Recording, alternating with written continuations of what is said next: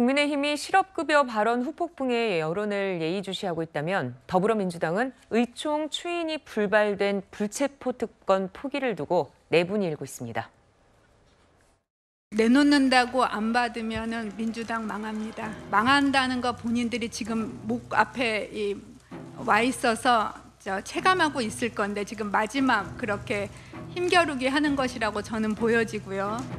정치적인 의도를 가지고 검찰은 이 영장 청구를 판단하고 있는데 그런 부분에 대한 세밀한 또 엄밀한 그런 고민 없이 획일적으로 정하는 경우에 생길 수 있는 여러 가지 이제 반사 효과나 부정적인 그런 결과들에 대해서도 같이 조금 충실하게 토론을 하자 이런 의견이 있었습니다.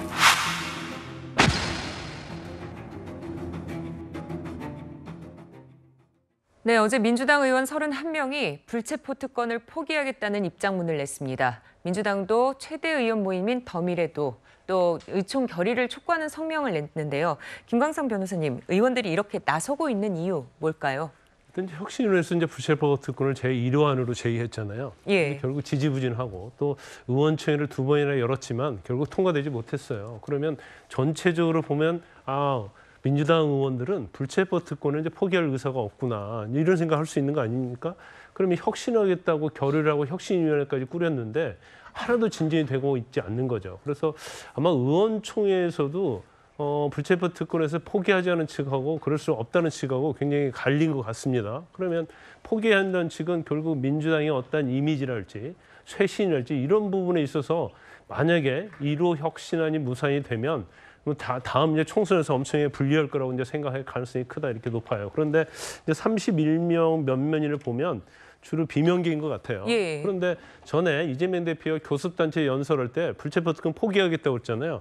그때 굉장히 영웅처럼 대접을 했거든요. 안민석, 서영교 의원 이런 사람들이 타임이 정말 예술이다 이런 말을 했단 말이에요. 그러면 그때와 지금 뭐가 다른 것인가? 그러면 결과적으로 외형적으로는 거기에 대해서 동의를 하는 척하면서도 결과적으로 불체포 특권을 포기 못하겠다는 거 아닙니까? 그래서 아마 이런 부분에 대해서 특히 비명계 중심으로 뭔가 우리는 그렇지 않다는 걸 좀 보여주려는 것 같아요. 그래서 실질적으로 이러한 부분들이 이제 친명계랄지 불체포 특권을 포기 않겠다고 하는 의원들에게는 굉장히 압박으로 좀 작용할 가능성이 크다 이렇게 봅니다. 네, 최준봉 교수님, 네. 이재명 대표 부담되진 않을까요? 이재명 대표 입장에서 대표니까 전혀 부담이 안 된다고 볼 수는 없지만 본인은 이미 불체포 특권을 내려놓겠다고 선언을 했어요. 그러니까 본인은 선언을 했지만 이제 일부 비명계 31분이 또 하셨고 왜냐하면 이게 헌법에 보장된 권리거든요. 근데 의원총회에서 의원들이 만장일치로 다 합의를 안 해주면 의원총회에 결의를 해서 모든 당론으로 결정해서 상당히 어려운 부분이 분명히 있습니다. 안 그러면 이제 의원들이 반발이 있어도 밀어붙여가지고 해야 되는 상황이잖아요. 원내대표가 사실은 회의 시작하기 전에 간곡하게 부탁을 했거든요. 그럼에도 불구하고 반대 의견이 있어서 결국 전체 의견으로 못한 것 같아요.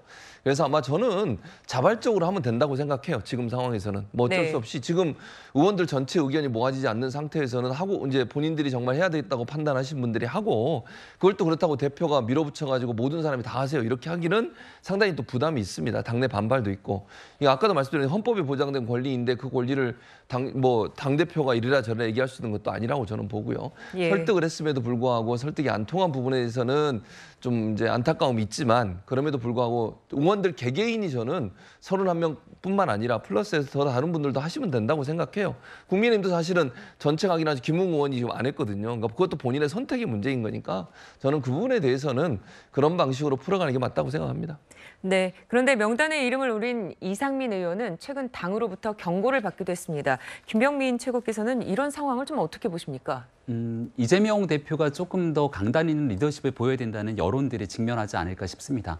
이상민 의원이 유쾌한 결별을 얘기하고 이른바 분당의 시나리오 등에 대한 언급들이 있었기 때문에 여기에 대한 엄중 경고 등의 발언들이 있는 것으로 보이는데요.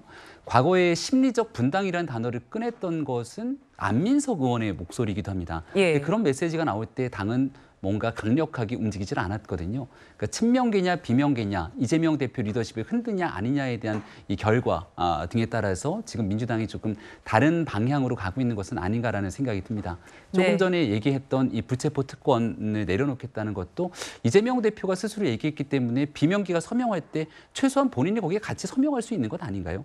박강원 원내대표는 의총에서 강력하게 이 부분을 시행하기 위해서 읍수하는 모습을 보였는데 침묵했던 이재명 대표의 모습을 보면 그때그때 본인에게 유리한 방식으로 이끄는 리더십이 민주당의 혼란을 자초하고 있다고 생각합니다. 네, 박상규 의원님, 예. 이상민 의원에 대한 엄중 경고는 진짜 분당으로 갈 수 있는 상황이 있을 것을 염려하는 건가요? 그럴 수 있다고 본인이 얘기했잖아요. 저도 그 내용을 다시 한번 들어보니까 유쾌한 결별이라는 표현을 썼습니다. 네. 두 단어가 형용 모순이 좀 있잖아요. 결별이 어떻게 유쾌합니까? 유쾌하지 않죠. 이혼이라는 게 그 유쾌할 수 없는 거니까. 다만 이상민 의원이 5선의 대전 중진 의원이고 그 거침없는 이야기를 하는 분인데 민주정당이 획일적이면 안 됩니다. 그래서 공산당 얘기가 나오는 건데요. 정당이 시끄러워야 됩니다. 그래서 여러 가지 의견이 충돌하고 부딪히면서 백가정명이 있어서 그것이 조율되는 게 정치거든요. 그런 점에서 뭐 이런 얘기 한마디 했다고 만장일치로 의총 그 결의를 통해 가지고 뭐 경고를 한다. 물론 경고라는 것이 별 뭐 위력은 없어요. 본인이 그냥 경고 받았구나 이렇게 생각할 수도 있는데 자 이런 모든 것들이요 저는 총선을 향해 있다고 봐요. 대표가 국회 교섭단체 대표 연설에서 불체포 특권을 내려놓겠다고 했다. 그런데 각자 의원들을 어떻게 막을 수 있느냐? 검찰이 송영길 돈봉투 사건에서 20여 명의 여당 의원들을 숫자를 짚었어요. 그러면 국민들이 그걸 볼 때 어떻게 생각합니까? 20명의 명단이 곧 나올 수 있겠다.